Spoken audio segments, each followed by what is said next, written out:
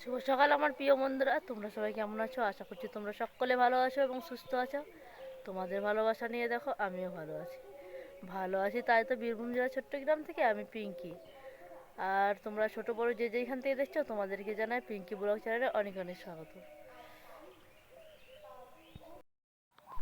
তো তোমরা তো দেখতেই পেলে আজকের সকালটা আমি সুন্দর ফুল দিয়েই শুরু করেছি গো। আর দেখো এই যে রোজকার মতো চলে এসেছি আমি আমার উঠোনটাতে ঝাড় দেব বলে। তা দেখো উঠোনটাতে অনেক ধুলো হয়েছে, তার জন্য আমি মাথায় গামছা নিয়ে নিলাম গো, কারণ খুবই ধুলো হয়েছে দেখতেই পাচ্ছ। আবারও উঠোনটাকে নেপতে হবে জানো তো, কারণ আর এখন গোবর নেই জানো তো, তার জন্য নেপানো হয় না। আর আমাদের তো নিজের গরু নেই গো, যে নিজের গরু থাকবে গোবর থাকবে দিয়ে মানে নেপে দেবো, তাও তো হয় না জানো। লোকের গোবর নিয়ে কি ওইভাবে কাজ হয় বলো? তো নেপতেও হবে, দেখি গোবর ব্যবস্থা করতে হবে, আজকে না হলেও কাল করতে হবে। তো দেখো সকাল সকাল চলে এসেছি সার্ফ নিয়ে।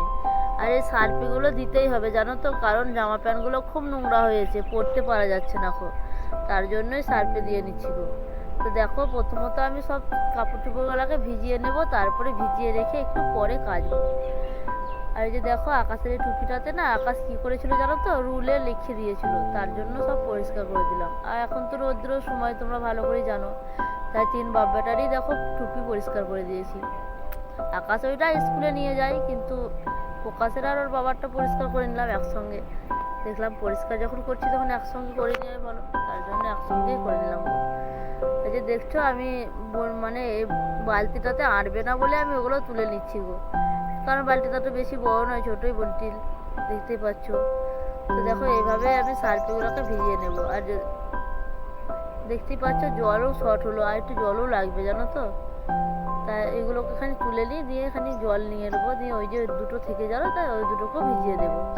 দেখো জলও নিয়ে নিচ্ছি, আর সার্ফেটা আমি বেশি করে দিয়েছি গো বন্ধুরা, তার জন্য দেখো ওই জলেই আমার দেওয়া হয়ে গেল। তো এখন ভিজিয়ে রেখে দিলাম।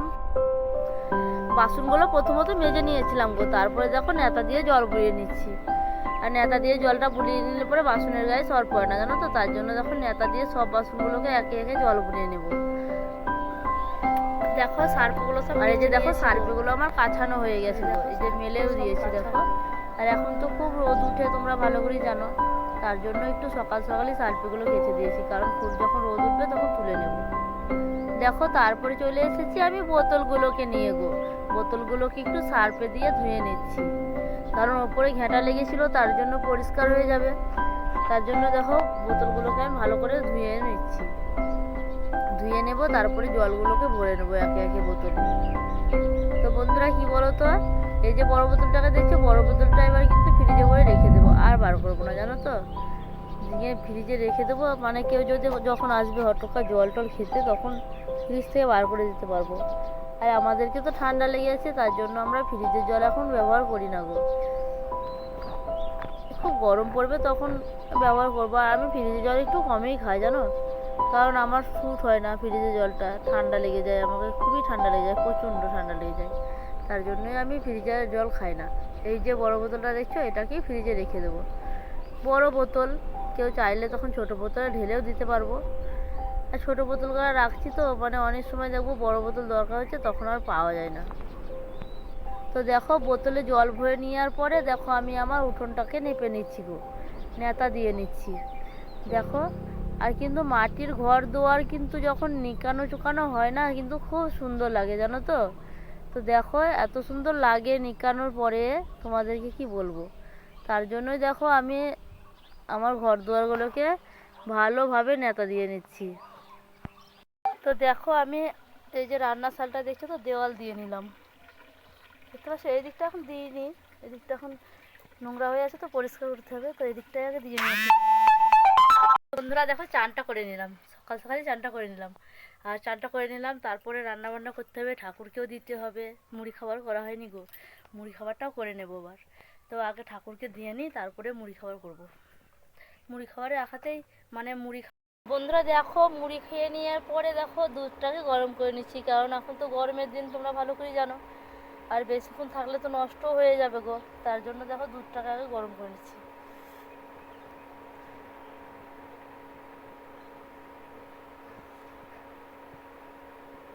দেখো দুধটা গরম হচ্ছে, আস্তে আস্তে আস্তে আস্তে হচ্ছে।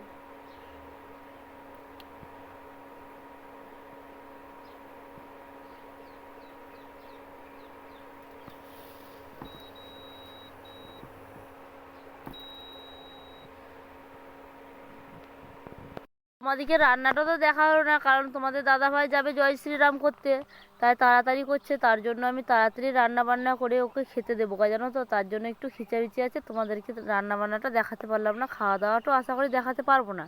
তবে আজকে কী রান্না করেছিলাম জানো তো, পাটের শাক, আলু সিদ্ধ আর আম দিয়ে মাছ দিয়ে টক করেছিলাম।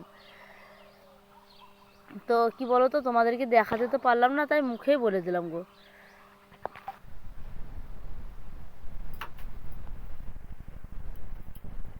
তো বন্ধুরা, খাওয়া দাওয়া তো কমপ্লিট করে নিয়েছি, এবার খানি গা গড়ানো দেবো। কেন বলো তো, কারণ এখন যা রোদ বাইরে, এখন তো বাইরের কোনো কাজ করানোই যাবে না গো। তার জন্য এখন খানি গা গড়া দিয়ে নিই, তারপরে উঠে তোমাদের সঙ্গে আবার দেখা হচ্ছে।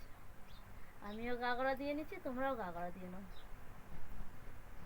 তো বন্ধুরা দেখো, ঘুম থেকে উঠলাম গো, খানিক মানে আরাম করে নিলাম, তারপরে উঠলাম জানো তো। তো দেখো এখনও কিন্তু প্রচণ্ড গরম আর রৌদ্র হয়ে আছে জানো তো। তবে কি বলার আছে আর বলো, উঠতেও তো হবে, বাড়ির কাজগুলো করতে হবে।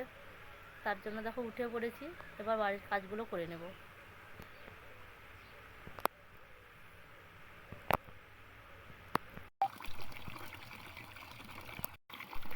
দেখো বন্ধুরা, এই যে কড়াই মাজতে হবে, তারপরে এই দেখো বাসনগুলো পড়ে আছে। তো আমি কড়াইটা মেজে নিই, তারপরে তোমাদেরকে কিন্তু বাসন ধোয়াটা দেখাবো। এগুলোকে মেজে নিয়ে আমি অন্য কাজটা তোমাদেরকে দেখাবো, বাসন দেখাবো না, কারণ কড়াইটা মাজতে অনেকক্ষণ লাগবে।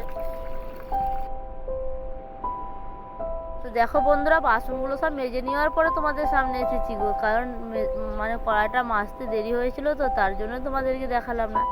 তো দেখো মেজে নেওয়ার পরে যখন নেতা বুলোচ্ছি তখন দেখাচ্ছি তোমাদেরকে।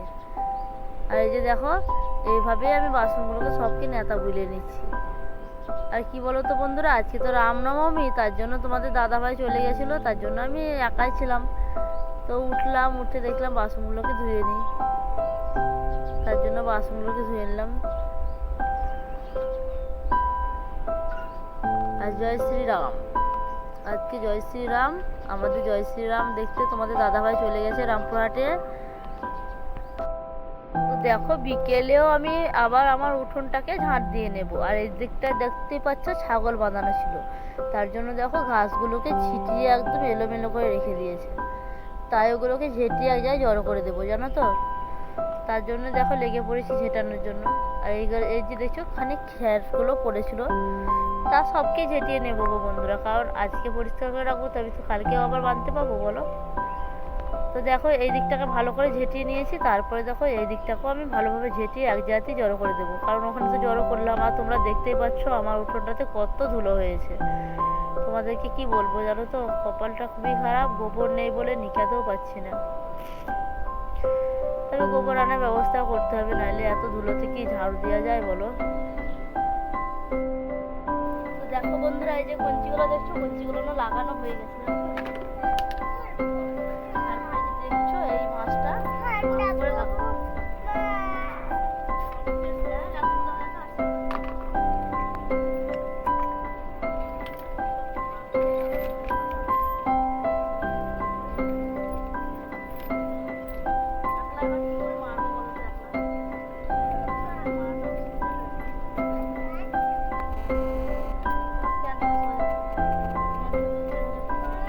তো দেখো আমি আকাশকে নিয়েই কিন্তু আমার কাজগুলো সব সেরে নেবো জানো তো, কারণ একা হয় না জানো তো, তার জন্যই আমি আকাশকে বললাম খানি ধরে দে বাবু, তাই আকাশ আমাকে খানি ধরে দিল।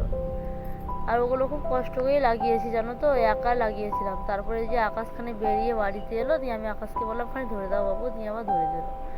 আর ছোটরা তো সবসময় থাকে, কিন্তু ছোটরা তো আর এইসব কাজের নয় গো, তার জন্যই ওকে বলাও যায় না।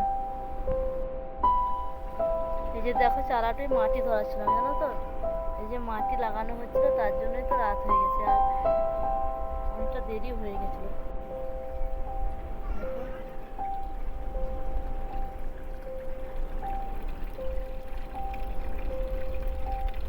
তো বন্ধুরা দেখো, মানে চালাটা করছিলাম তো, তার জন্য খুব ঘেমে গিয়েছিলাম, তার জন্য একটু গা ধুয়ে নিলাম জানো তো। তো গা ধুয়ে নেওয়ার পরে দেখো অনেকটাই সন্ধ্যা হয়ে গেছে, আর তোমাদেরকে আর কিছু দেখাতেও পারবো না। তবে শুভরাত্রি, তোমরা ভালো থেকো, সুস্থ থেকো, আর আমার ব্লগটি কেমন লাগলো তোমরা একটু কমেন্ট করে বলো।